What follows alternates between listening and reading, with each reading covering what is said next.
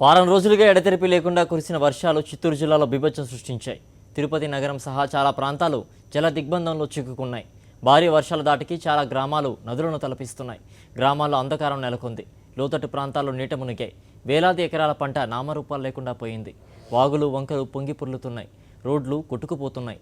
చెరువులు కెనాల్స్కి గండ్లు పడ్డాయి.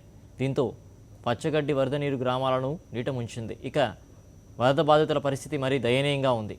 తినేందుకు తిండి లేక నానా అవస్థలు పడుతున్నారు. ప్రాణానికి ప్రమాదం అంటూ లోతట్టు ప్రాంతాల నుంచి జనాన్ని పునరావాస కేంద్రాలకు తరలించిన అధికారులు అంతటితో చేతులు దులుపుకున్నారు. తమ గురించి పట్టించుకునే నాదుడే కరువయ్యాడని వరద బాధితులు వాపోతున్నారు.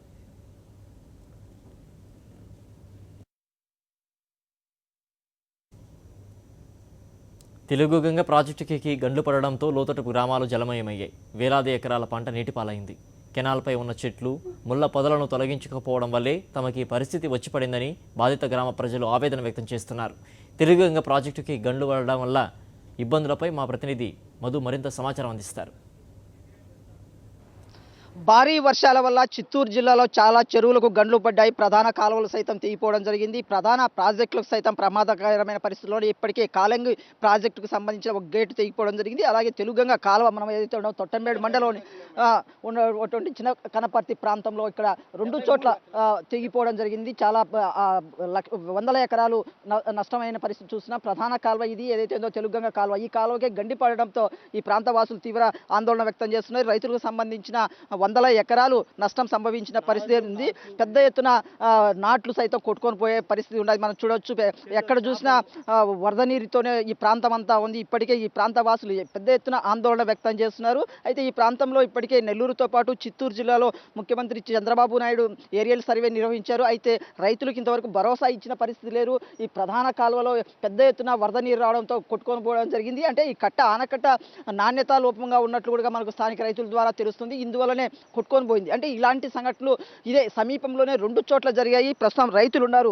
ఈ ఏదైతే ఉందో ఇది కొట్టకపోవడం వల్ల వీళ్ళకి వచ్చిన నష్టం ఏంటి, ఏ మేరకు నష్టపోయారు అనే అంశం తెలుసుకునే ప్రయత్నం చేద్దాం. ఎందుకంటే దీని ఆధారంగానే ఇక్కడే ఉన్నటువంటి ఈ రైతులు ఇప్పుడు పరిస్థితి అత్యంత దయనీయంగా ఉంది. కొంతమంది రైతులు ఉన్నారు, వారితో మాట్లాడించే ప్రయత్నం చేద్దాం. ఈ కాలువ కొట్టుకొని పోవడం వల్ల మీకు వచ్చిన నష్టం ఏంటి, ఏమేమి నష్టపోయారు? మొత్తం మాగానే మొత్తం కొట్టుకొని పోయింది. నార్లు పూర్తిగా, పొలాలు నాట్లు పూర్తిగా వెళ్ళిపోయినాయి. అనేక ఇబ్బందులు, గొడ్లు మనుషులు అనేక ఇబ్బందులు, తిండికి దానికి మొత్తం ఇబ్బంది పడుతున్నారు. అది ప్రస్తుతం పూర్తిగా చెల్లో చేపలు వదిలినాడు, పూర్తిగా వెళ్ళిపోయినాయి. ఈ కెనాలి వదిలిన దానివల్ల ఒక్కసూరిగా మాగానే మీద వచ్చి పడిపోతున్నాయి కెనాలి నీళ్లు. అక్కడక్కడ కాలువలు సరిగ్గా లేక, ఇది సర్వే చేయక కాలువలు లేక ఈ నీళ్ళు లేపటంలో మొత్తం మాగానే మొత్తం గుంటలు, మెట్లు, పొలాలు, నారులు పూర్తిగా దెబ్బ అయిపోయినాయి. ప్రభుత్వం ఏమైనా మీకు నష్టపరిహారం ఇవ్వడం కానీ ఏమైనా భరోసా ఏమీ ఎరక అనుకోలేదు. పూర్తిగా నీళ్లు తగ్గితే వస్తాం అంటున్నారే కానీ ఈ పడవేసి దాటిస్తున్నారే కానీ ఏమీ ఎరక అనుకోలేదు. ఇదే ప్లేస్లో ఈ 73 కిలోమీటర్ అంటే చిన్న కనపర్తి బ్రిడ్జి కాడ నుంచి కొన్నల బ్రిడ్జి దాకా గండ్లు పడతానే ఉన్నాయి. అటుపక్క పడినప్పుడు చెరువు డ్యామేజ్ అయ్యి అప్పుడు పంటలు లేకుండా పోయినాయి. ఇటుపక్క పడినప్పుడు ఇట్లా ఊరి మీద వచ్చేసి ఇది డ్యామేజ్ అవుతా ఉన్నది. ఎస్కేప్ ఛానల్ అనేటివి 2 ఉన్నాయి దీనికి. ఒకటి రాంబాటిపల్లి దగ్గర ఉంది, ఒకటి మన సత్యసాయి కెనాల్ ఆర్చ్ దగ్గర ఒకటి పెట్టున్నారు.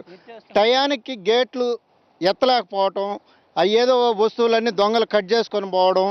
ఈ అధికారులు వచ్చి ఈ జంగిల్లో ఒక రైతన్నా వచ్చి ఏదన్నా అడ్డం పెట్టాలంటే కూడా ఉండే పరిస్థితిలే. ఇక్కడ ఎక్కడ డేంజర్ పాయింట్ అనేది ఇప్పుడు 2 సార్లు జరిగినా కానీ దీని మీద ఒక ఇంట్రెస్ట్తో ఈ జంగిల్ క్లియర్ అయినా కానీ తెలుస్తుంది పలాంది ఇక్కడ తెగతుంది అనేది. దీన్ని కేవలం నిర్లక్ష్యమే ఇది. దీని మెయింటెనెన్స్ లేదు సరిగ్గా. దానివల్ల ప్రతిసారి నష్టపోతా ఉన్నాం. నష్టం మీరు పూడ్చే అంత నష్టం మాకు ఇవ్వలేరు. పైరు ఒకసారి 1 ఎకరా దున్ని నాటాలంటే ఎంత ఖర్చు అవుతుంది? ఈ ఖర్చు అంతా మీరు భరించరు. నీళ్లు తగ్గిపోయినా కోస్తారు, ఇంత సెంటీమీటర్లో సిల్ట్ పెట్టిందా అది పెట్టిందా అంటారు. దీనివల్ల మాకు నష్టమే కానీ లాభం ఏమి లే. మీరేదో ఇస్తారు ఆశపడి మేము చెప్పటంలే. కావాలంటే యథార్థంగా చూడండి. ఆ డబ్బు ఎత్తుకొచ్చి దీని మీద 20 లక్షల రూపాయలు ఖర్చు పెట్టి పిల్లలు పెంచిన, ఇప్పుడు 10 నెలలు అయింది పోసి పెంచినాం. ఇంకా మనకు ఆ పెట్టుబడి ఇప్పుడు ఎత్తే టైంలో ఈ కాలం అకాలంగా నీళ్లు వచ్చి అన్యాయంగా ఈ కాలం వల్లే ఇప్పుడు తెగిన వల్ల చెరువులో నడి చెరువు మీద పోతున్నది ఈ కాలువ. ఆ నడి చెరువు మీద పోయినప్పుడు ఈ కాలువ తెగిన వల్ల పూరా మొత్తం నా చేపలంతా కొట్టుకుని వెళ్ళిపోయినాయి. ఈ నష్టపరిహారం మీరు ఏమైనా చేస్తారా, లేదు నా ప్రాణం తీసుకోవాలన్నా?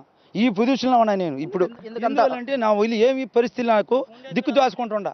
కోలుకునే పరిస్థితులు లేవని చెప్తున్నారు. ప్రధానంగా ఇక్కడ అధికారుల లోపం ఉందని ఈ రైతులు చెప్తున్న దాన్ని బట్టి మనకు స్పష్టంగా అర్థమవుతుంది. ఏదైతే ఉందో మనం తెగిపోయిన ప్రాంతం చూడొచ్చు, అక్కడ అన్ని చెట్లు ఎక్కువ ఉన్నాయి. అంటే వాటి ఏర్ల ద్వారా నీరు లోపలికి ఇంకిపోవడం వల్లనే నెర్రెలు బారి ఇది కొట్టుకుపోయింది అనేసి కూడా రైతులు చెప్తున్నారు. ఇది వాస్తవంగా కూడా అదే పరిస్థితి కనిపిస్తుంది.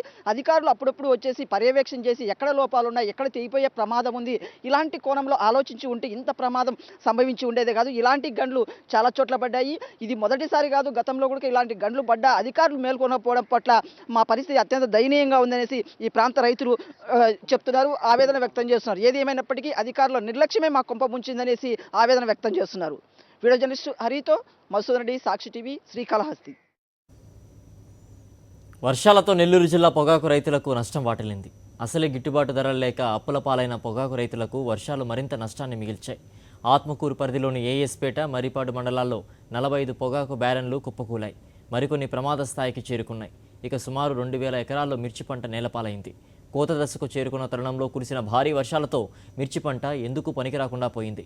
పెట్టిన పెట్టుబడి రాక అప్పుల పాలైన తమను ప్రభుత్వమే ఆదుకోవాలని రైతులు కోరుతున్నారు.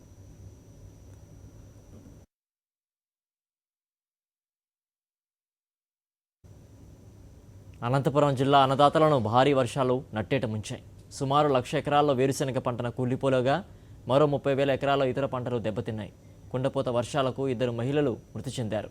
అనంతపురం జిల్లాలో సగటున 34 సెంటీమీటర్ల వర్షపాతం నమోదు కావాల్సి ఉండగా 71 మిల్లీమీటర్లకు పైగా వర్షం కురిసింది. వేరుశెనగ పంటను తొలగించి వాములకు తరలించే లోపే వర్షాలు రావడంతో వేరుశెనగ మొక్కలు కుళ్ళిపోయాయి. రైతులకు అపార నష్టం మిగిల్చాయి. వ్యవసాయ అధికారులు శాస్త్రవేత్తలతో పంట నష్టంపై అంచనా వేస్తున్నామని, నివేదిక ప్రభుత్వానికి అందజేస్తామని జిల్లా అధికారులు చెబుతున్నారు.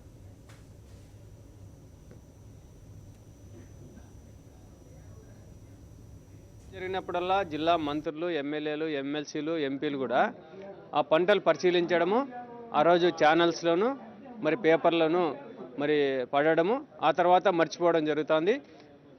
మంత్రులు మన మంత్రివర్గ సమావేశంలో అనంతపురం జిల్లాలో ఇంత నష్టం జరిగిందని చెప్పేసి డబ్బులు శాంక్షన్ చేద్దామనేది ఏ ఒక్క మంత్రి కూడా మాట్లాడినటువంటి పరిస్థితి కూడా లేదు.